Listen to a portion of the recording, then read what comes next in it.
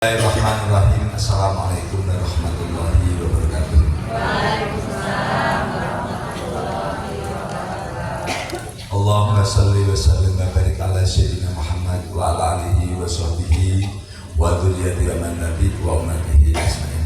Pada hadirin anggota Lina Asta yang saya hormati, yang insyaallah senantiasa dirahmati Allah Subhanahu wa taala. Pada hari ini, hari Selasa, tanggal 17 Juni tahun 2025, kita bersama-sama membaca kitab Al-Barjanji, yaitu kitab yang menulis tentang sejarah Kanjeng Muhammad SAW dari lahir hingga beliau wafatnya. Halaman 6 bab 2. Allahumma sholli ala sayyidina Muhammad wa ala alihi wa sahbihi wa dzurriyyati man tabi' wa ummatihi, khususan ila hadiratin Syekh Al-Ja'far Al-Barjanji. Al-Fatihah. A'udzu billahi minasyaitonir rajim. Bismillahirrahmanirrahim. Alhamdulillahirabbil alamin arrahmanir rahim maliki yaumiddin. Iyyaka na'budu wa iyyaka nasta'in ihdinas siratal mustaqim shiratal ladzina an'amta 'alaihim ghairil maghdubi 'alaihim waladdallin. Amin. Pak, silakan dibaca, Pak. Ini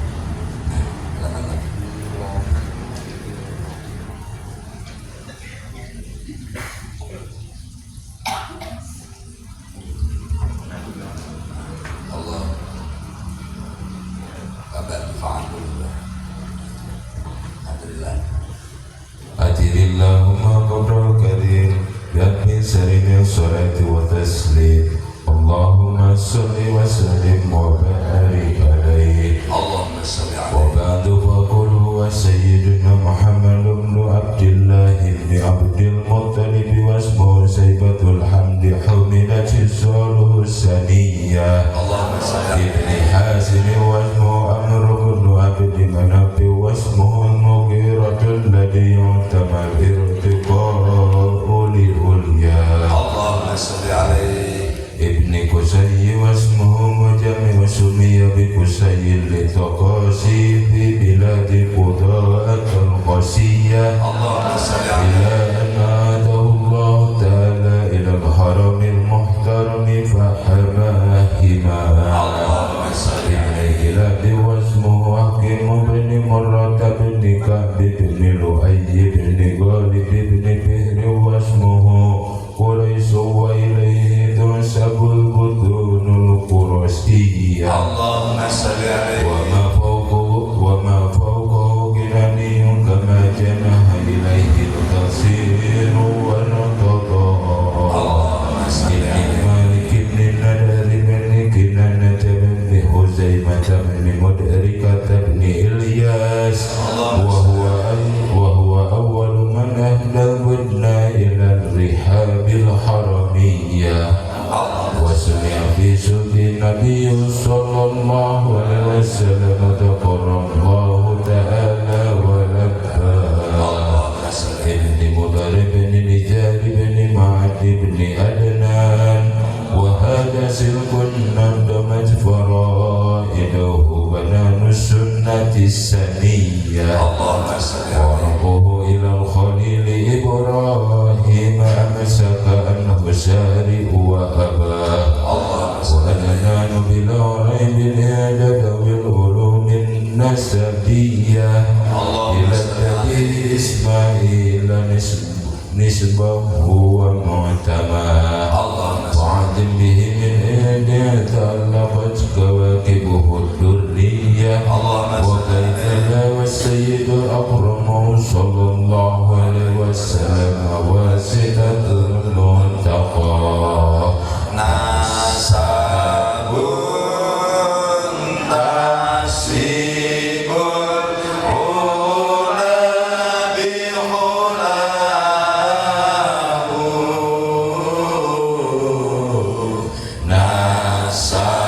Nasabun nasibun hula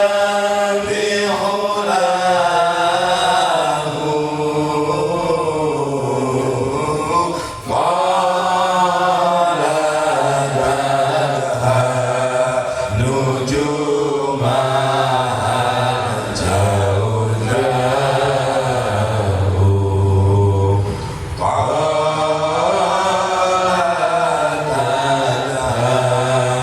Nuju mahal jauh-jauh. Habbanya dusunani wa mahali.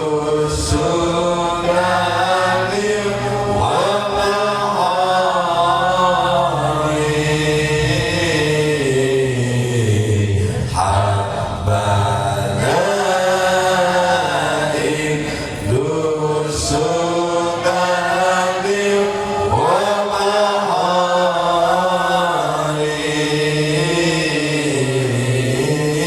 Anta fihil yatimatul asma'u. Anta fihil yatimatul asma'u. وأكرم بي من نسم طهر الله تعالى من سفاه الجاهلية. اللهم صل زين الإرقي والده في مولد الحني ورواه. اللهم صل عليه حافظ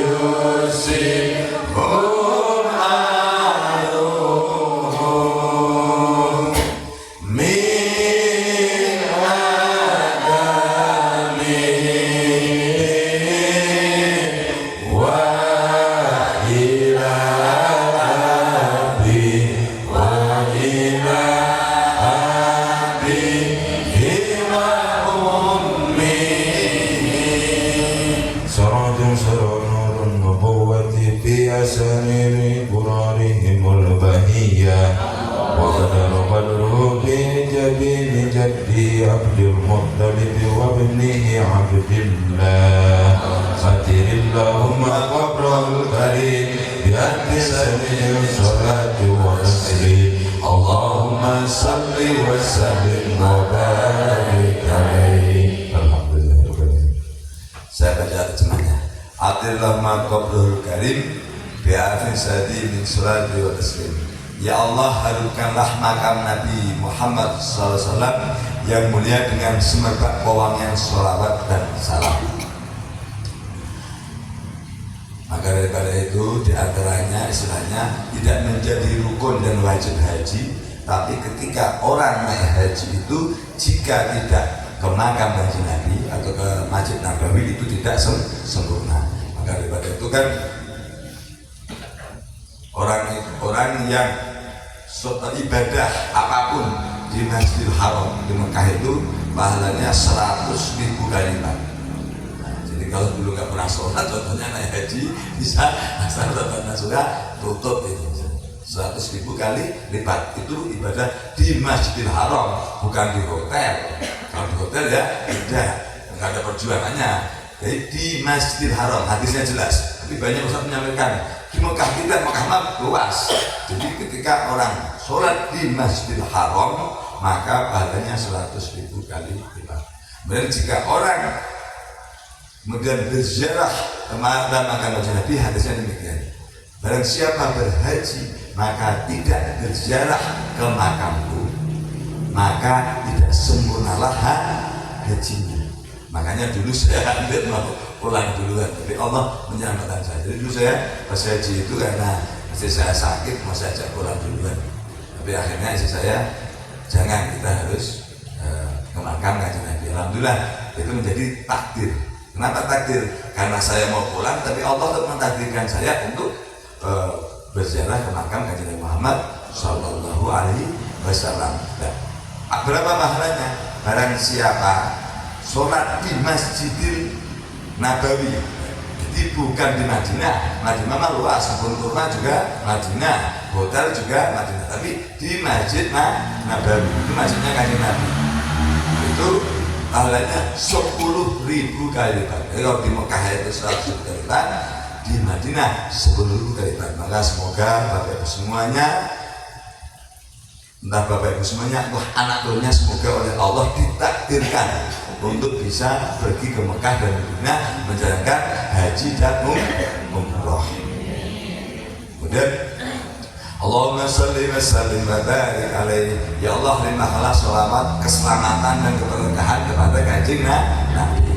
Wa ba'du fa'aqlu sayyidina Muhammad bin Abdullah bin Abdul Muthalib wasmu sayyidatul hamdi humidati salusaniyah. Saya kisahkan di sini bahwa Sayyidina Muhammad, Nabi Muhammad, putra Abdullah, namanya Abdullah, ini kan asal bin Abdul Muthalib, disebut juga Sayyidatul Hamdi karena ketinggian akhlaknya.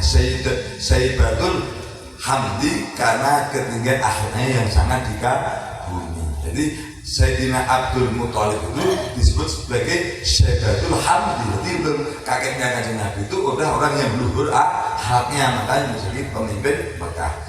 Ibni Hashim wasmu Amr bin Abdi Manaf wasmuhul Mughiratul ladzi yuntamal iltiqa'u liulyah. Putra Hashim ya, jadi Abdul Muthalib itu putra Hashim yang bernama Amr bin Abdul Manaf, dan juga disebut Mughirah yang artinya selalu bertambah tinggi derajatnya. Jadi buyutnya Kanjeng Muhammad juga orang yang bertinggi derajatnya. Kemudian Ibnu Qusay wasmuhu mujami'u summiya bi Qusay taqasihi fi biladil qudu'atil qasiyah. Putra Qusay dan juga bernama Mujami. Jadi ini nasabnya Kanjeng Nabi ini sampai atas. Disebut Qusay karena jauhnya beliau berkelana ke tanah Qadu'ah yang terpencil. Jadi nenek moyang kakek moyang Muhammad itu perantau. Ila an-ahadamu ta'ala ila haramil muhtarami fahamahima, sampai Allah Ta'ala mengembalikan lagi ke kota Mekah yang dimuliakan juga dan dijaganya. Kemudian Mujami tadi, Qusay tadi kembali lagi ke Mekah. Ibni Kilabi wasmu Hakim ibni Murtabni Kabni Lu'ay ibni Ghalib ibni Fihri wasmu Quraisy wa ilaitun sabul budun Qurasiyah. Putra Kilab juga bernama Hakim bin Murrah bin Ka'ab bin Lu'ay bin Ghalib bin Fihir alias Quraisy. Karena itulah keturunan Fihir disebut Quraisy. Maka suku Quraisy itu menjadi suku terpandang terbesar di Mekah. Itu leluhurnya Kanjeng Nabi Muhammad Sallallahu Alaihi Wasallam. Jadi bukan leluhurnya orang biasa. Wa ma faqinani kama janaha ilail kasir wal qadha. Nenek moyang suku Quraisy itu disebut suku Kinanah. Demikian keterangan menurut sebagian besar ahli riwayat. Artinya ini bisa dipertanggungjawabkan oleh ahli riwayat. Ibni Malik ibni Nabi ibni Kinanah ibni Husaimah ibni Mutrika ibni Ilyas wa huwa awwal man ahdal budna ila al-haramil haramiyah. Putra Malik bin Nadir.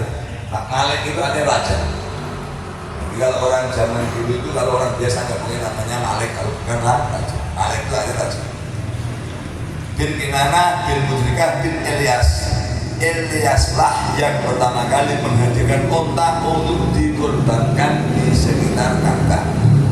Korban mengikuti Nabi Ibrahim Salam. Jadi dulu Kanjeng Nabi itu orang yang mulia yang berkorban di sekitar Ka'bah.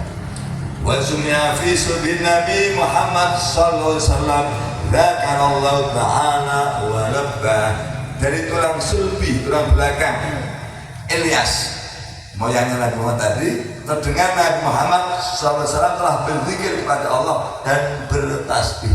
Jadi Nabi Muhammad baru lahir, dari tulang belakangnya Ilyas, kakek moyang Muhammad itu sudah terdengar suara Kanjeng Nabi Muhammad bertakbir berzikir kepada Allah Subhanahu Wa Taala. Percaya silakan, nggak percaya silakan.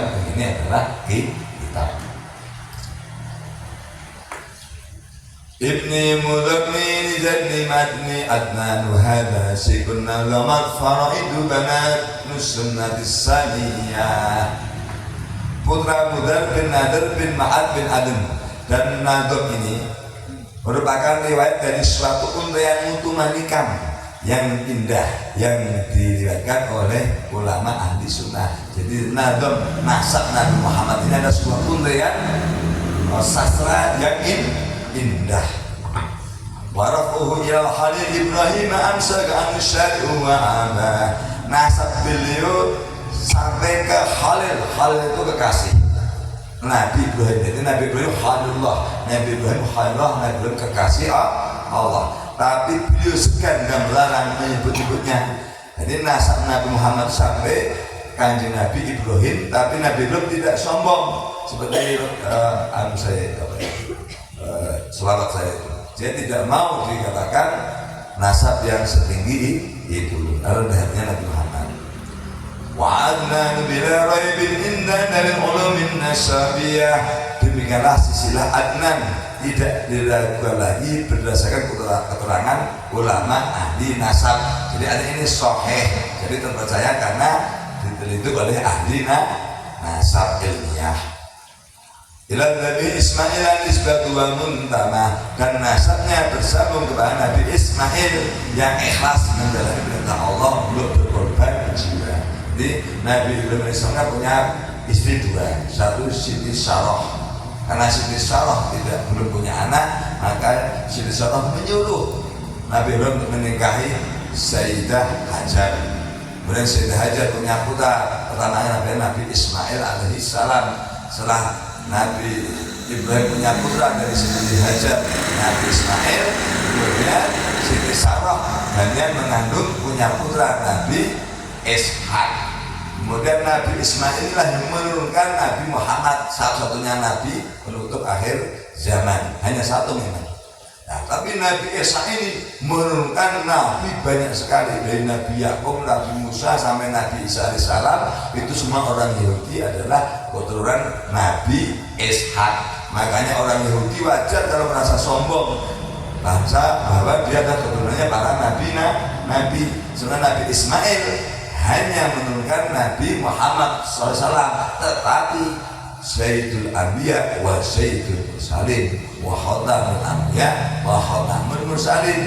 Jadi pemimpin para nabi, pemimpin para rasul, penutup para nabi dan menutup para rasul. Makanya orang Yahudi iri dengki kepada orang bangsa Arab. Itu sejarahnya demikian. Tapi wajar karena memang dia bangsa unggulan. Jadi orang Yahudi ini Nabi Musa hebat, kuat, cerdas, Nabi Isa, Nabi Yakub, hampir semuanya itu adalah keturunan Israel. Israel itu adalah nama lain daripada Nabi Yakub.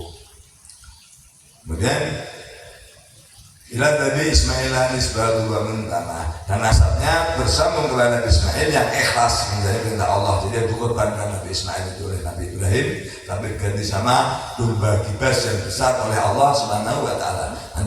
Hanya untuk menguji kepatuhan Nabi Ibrahim terhadap perintah Allah, sekaligus menyembelih anaknya. Nabi Ibrahim itu disembelih, tapi Allah tidak mungkin untuk menyuruh menyembelih anaknya, makanya diangkat ganti seekor domba kibas. Akhirnya menjadilah ibadah korban setiap tanggal 10 Dzulhijjah. Biasanya makanya Nabi Ibrahim disebut Ibrahim Khalilullah, Ibrahim pilihan dan kasih Allah. Kenapa Nabi Ibrahim sampai diuji Allah untuk menyembelih anaknya? Itu gara-gara ada rasa ujub. Ujub itu ada bangga diri. Jadi bangga diri memang tidak boleh. Jadi demikian kisahnya, sedikit saya ceritakan. Jadi suatu saat Nabi Ibrahim AS itu orang kaya raya. Dia tidak memiliki anak.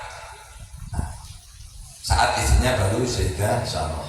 Nabi Ibrahim itu korban untuk masyarakat fakir miskin itu 1000 ekor domba. Apa orang miskin 1000 ekor domba dikorbankan. Kemudian 300 ekor lembu, kemudian 100 ekor sapi, 100 ekor onta. Akhirnya semua orang sekota, zaman dulu itu namanya Mesopotamia, itu Irak sekarang.